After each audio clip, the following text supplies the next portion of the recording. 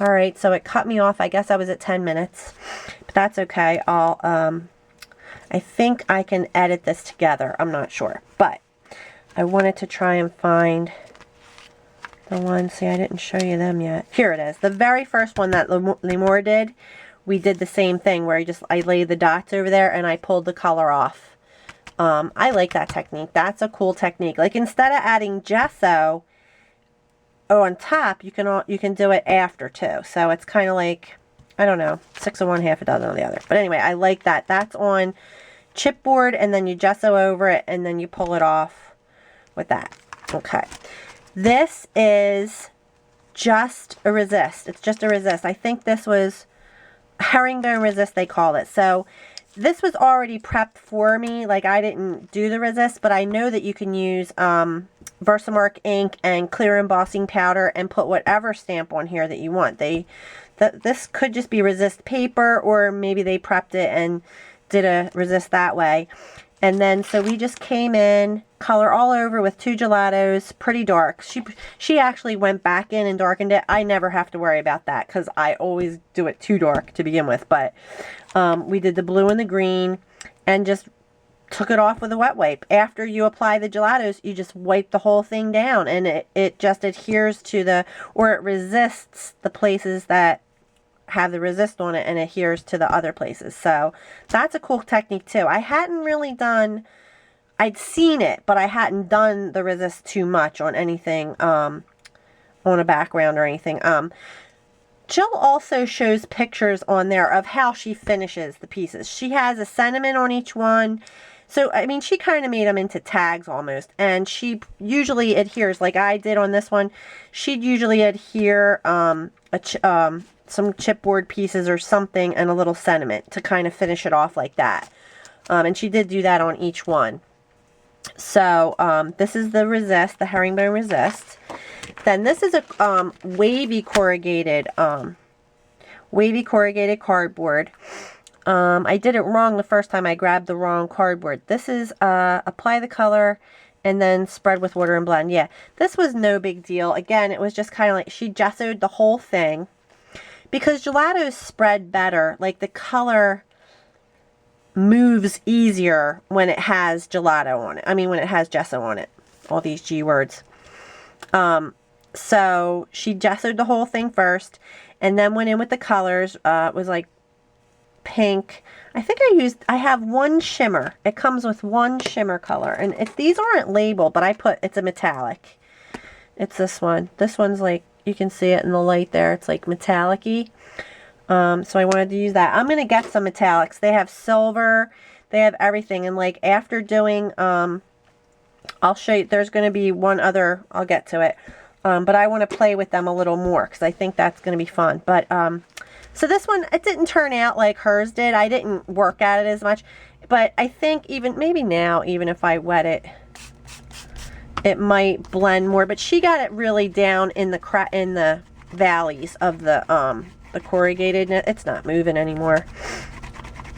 I don't know. I wasn't really crazy about it. I don't think I'll ever really work on a corrugated paper like this, but I may emboss. I may dry emboss a piece of paper because we're going to get to that in a minute.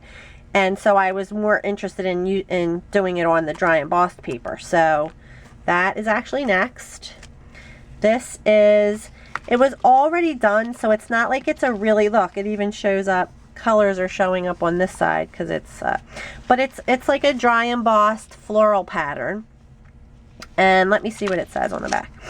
Apply color, dry, and blend, then take a damp baby wipe and dab and blend color down into the nooks and crannies. So she wanted to get the color into the nooks and crannies on this instead of like just leaving the color on the raised areas, because then she goes back in with the coconut, the white. So you can see how the white like shows up on the raised areas, which I think looks cool too. I kind of like this, the way she did it. I think you could do it either way. You can actually just leave the valleys white and then just come with your color on top. Since they're flowers, you could just do orange and let it hit the high spots and you'd be fine. But I like how the white kind of like leaves this cloudiness to it, you know. You could probably do that with gesso, but it's nice because when these go on top, like it's a flat, see how it just goes right over the raised areas so easily. So I like that one too. It's pretty cool. I like that one. I'd like to play with other, that's what I want to use the metallics for. Like if you dry emboss, like say some gears or keys or something, and then you could use like the silver or gold metallic colors or whatever other metallic colors they have. That could look cool. That could be a cool technique to use. And then the last one was this, which is, I don't even know what you call this. Black velvet. And you can see the little bird. I did end up spraying the little bird on here and it finally dried and you can see it.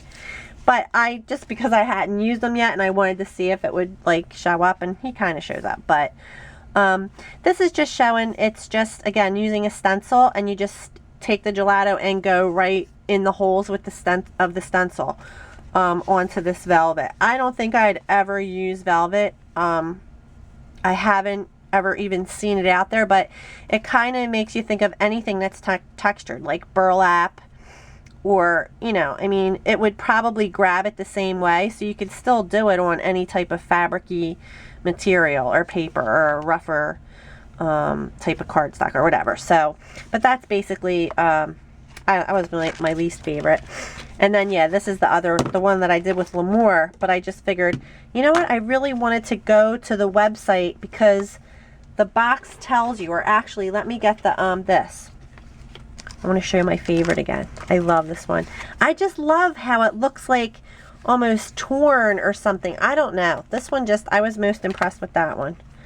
That was my favorite, and I definitely think I'll try this on a not primed canvas, and then I might just like spray some matte varnish over it to make sure that it's not going anywhere, and then do mixed media on it or whatever. But I just really love it. I don't know, maybe you could even stencil and rub it off. I don't know. Maybe without the, oh, and I love this one too.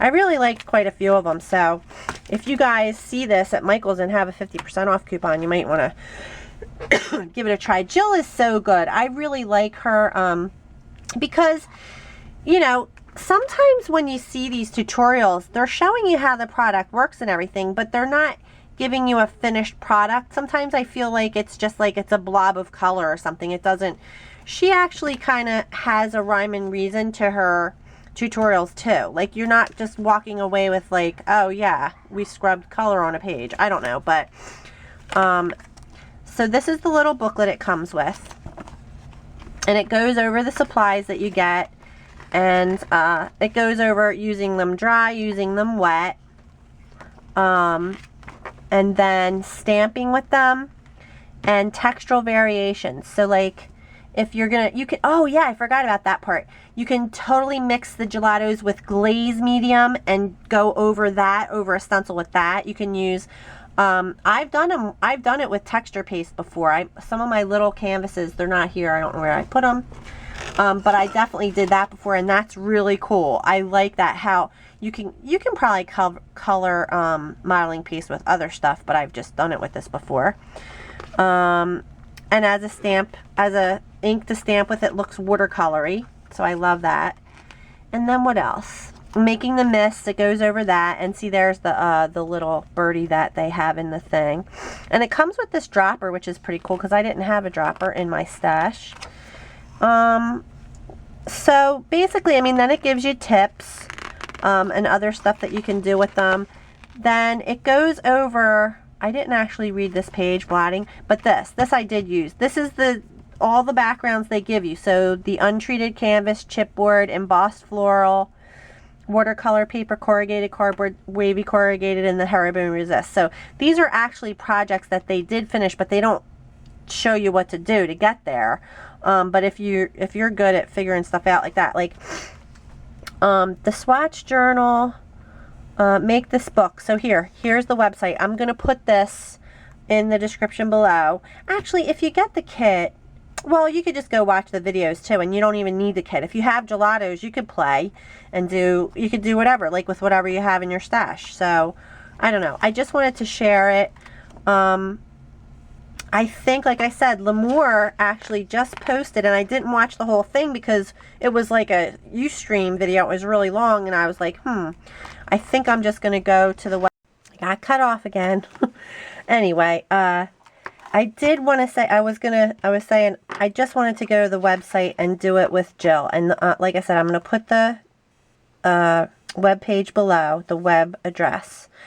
But there are 2 pages in here that they do give you the straight directions for. I mean, 1 through 6.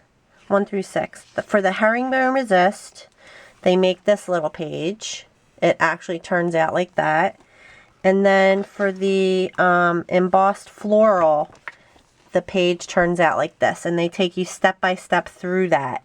So I guess I could have done those, or I may just grab a floral embossing folder and try it, and do this page, because it's pretty cool. I think gelatos are fun. I like them. I think you get your hands in there.